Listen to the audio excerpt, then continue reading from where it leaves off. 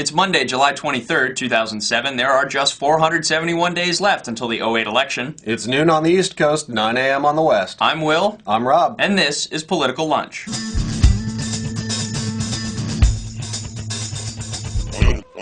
Welcome back to Political Lunch. Tonight is the much-hyped CNN YouTube candidates debate for the Democratic Party.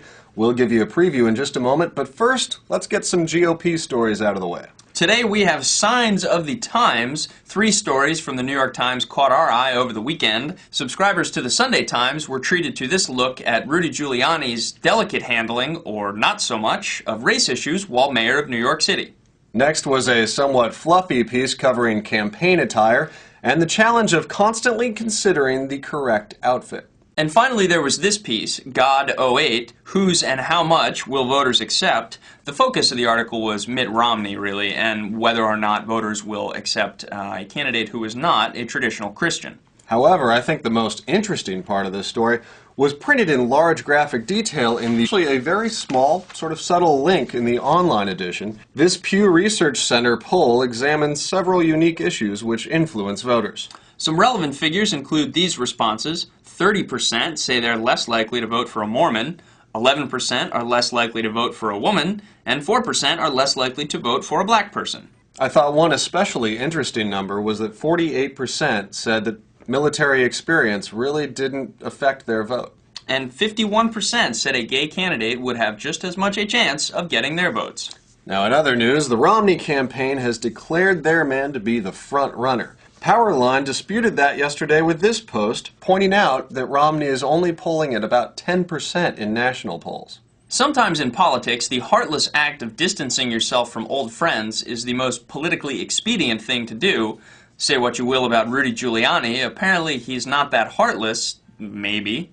Well, at least not according to the Worcester, Massachusetts Telegram and Gazette. An old friend of Rudy's is also an accused pedophile priest. Because of the statute of limitations, he was never indicted nor defrocked, but he was stripped of his duties by the church, and the accusations have certainly destroyed his reputation. It's just this sort of skeleton in the closet that can make for pretty intense campaign attack ads later on. Absolutely.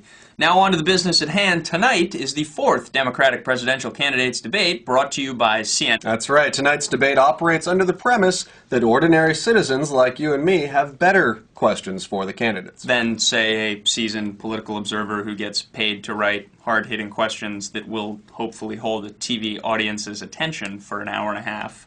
Now, we believe in the whole grassroots thing, but can this really work? In search of what's in store for tonight's debate, we went to YouTube. My dog, Pandy, and I want to know what you think is the worst thing the President Bush has done to the American people. I see migrant workers, many of whom may well be undocumented, looking for work. Now, I was always picked last for sports, so no one's going to choose me to help them build a patio. You would sign an ironclad contract of impeachment if you are found doing any immorality.